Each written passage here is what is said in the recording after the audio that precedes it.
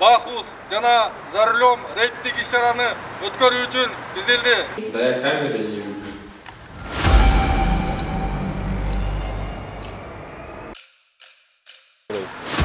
Водительское удостоверение шок. Автомашина неправильно остановится. Закрой, пожалуйста, свою камеру, хватит. Жаңы ыкма менен иштейбиз.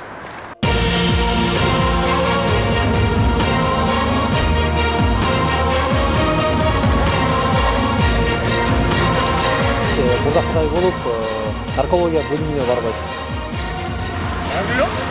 Пьяный был.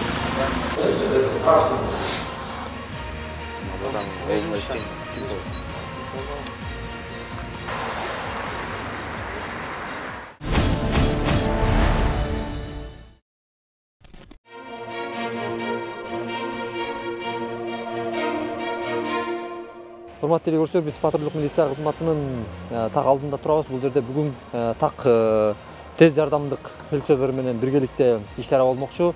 Дегенибиз, мурдакыдай болуп, наркология бөлүмүнө барбайбыз. Эгерде мас абалында автоунаа айдап бара жаткан айдоочу кармала турган болсо, жеринен текшерилет.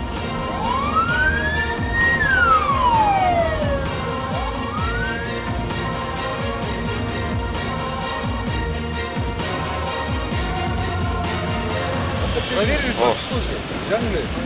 Все документы. Телевизор программасы шаарыбыздагы мыйзам бузуу фактыларын элге чагылдыруу максатында адаттагыдай эле патрулдук милиция кызматкерлери менен биргеликте рейдтик иш-чарада. Бирок бул жолку рейдтик иш-чара Кыргызстанда биринчи жолу болуп жатат. Дегенибиз, жол кайгылуу кызматынын кызматкерлери шаардагы ири көчөлөрдү бөгөп, ичимдик ичкен, документтери жайында эмес, деги эле жол мыйзамын сактабаган айдоочуларды массалык түрдө аныктоону баштады. Өзүңүздөр көрүп тургандай, унаалардын ири тыгыны пайда болду. Инспекторлор улам ар бир унааны токтотуп, айдоочуларын текшерип жатышат. Алардын арасында бул айдоочуга окшоп спирт ичимдигин ичип алгандар дагы кездешпей койгон жок. Саламатсызбы, инспектор Ашмай? Өзүң өтөрсүң анда?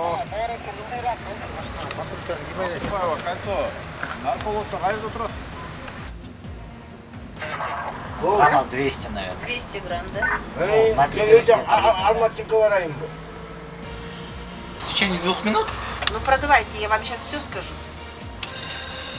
Жогоруда белгилеп өткөндөй, рейдке тез жардам унаалары дагы тартылган.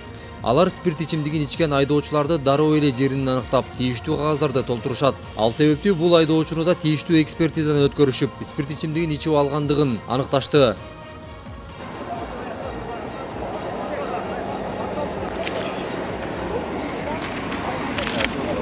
Рейдтин алкагында инспекторлорго баш ийбестик көрсөткөн айдоочулар дагы болбой койгон жок.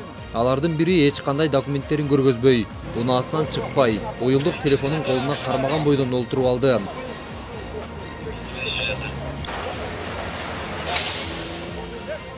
Мындай абалда инспекторлор атайын портал чакырышып, унааны айып короосуна, ал эми өзүн жакынкы милиция бөлүмүнө алып кетишти. Ал жактан айдоочунун өздүгү такталып, иштин калган процесси уланмакчы.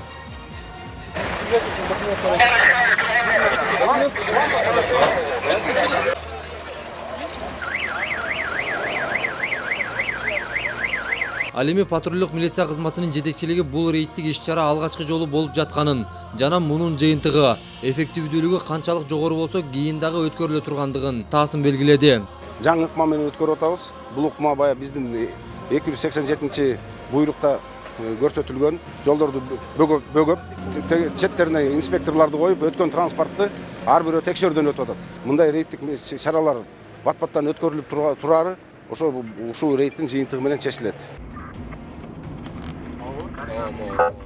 Баса жыйынтыкка токтоло турган болсок, рейд кечки саат 20:00 чамасында башталып, таңкы 5ке чейин уланды. Анын жыйынтыгында 871 жол кыймылынын эрежелерин бузган фактысы катталып, спирт ичимдигин ичип алып, мас абалында унаа башкарган 33 айдоочу кармалды. Жана ошондой эле 104 автоунаа айып короосуна ар кандай себептер менен токтотулду.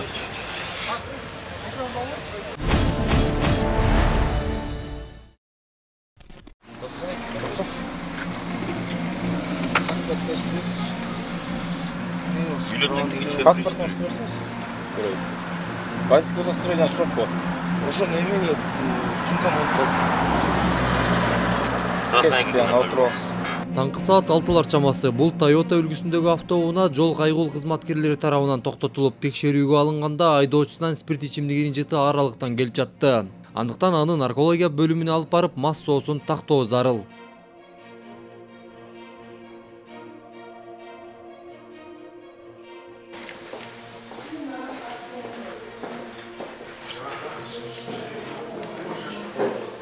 Наркология бөлүмүнө келгенде бул айдоочу башка айдоочулардан бир топ өзгөчөлөндү десек болот. Дегенибиз өзүңүздөр көрүп жаткандай, айдоочунун мас соосун аныктоочу түтүктү бул айдоочу элден башкача үйлөп жатты. Тагыраагы үйлөгөн жок, балким ал ушинтип жоопкерчиликтен качам деп ойлоду. Дуйте в пробирку, а не в уши. Вот. Нет, вы руки поднимите, нет, вы вот так поднимите за пальчик.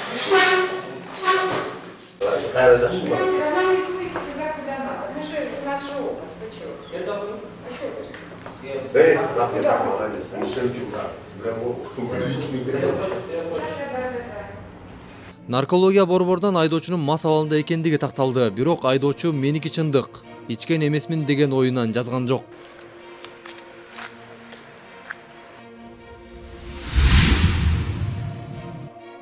Айдоочунун унаасы мыйзам чегинде айып короосуна алынып келингенде, анын жанындагы жигиттердин бири байкебиз Фимполдо иштейт. Жөн эле койбойсуңарбы деп жатты.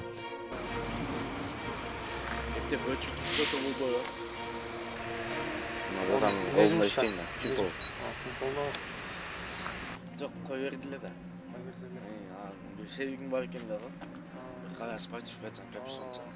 Осо келип тактыккан успет этти да. Баса Фимпол дегенибиз экономикалык кылмыштарга каршы күрөшүү боюнча мамлекеттик кызматы дегендик. Бирок мыйзам баарына бирдей, андыктан унаасы айып короосуна киргизилип, өзүнө административдик чара колдонулду.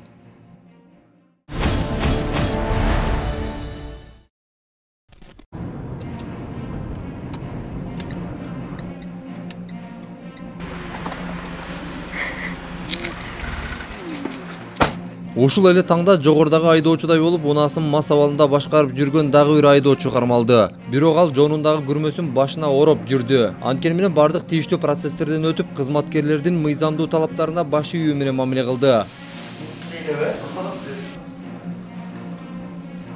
Да я камеры не люблю.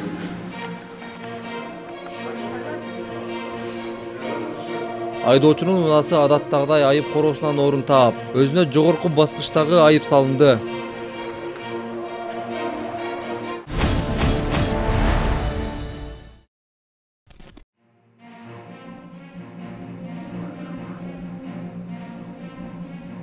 Бул сүрөттөгү жаран 1963 жылы туулган Мамбетов Аскарбек Бейшенович, Жетегүз районунун тургуну. Бул жаран үстүбүздөгү жылдын 29 август күнү жогоруда аты аталган райондун Кызыл Суу аймактык бейтапканасына чыгып, ошол күндөн ушул күнгө дейре дайынсыз болууда. Сүрөттөгү жаранды көргөн билгендер болсо, экрандагы телефон номерлерге байланышып, же жакынкы милиция бөлүмдөрүнө кабарлап коюңуздарды өтүнөбүз.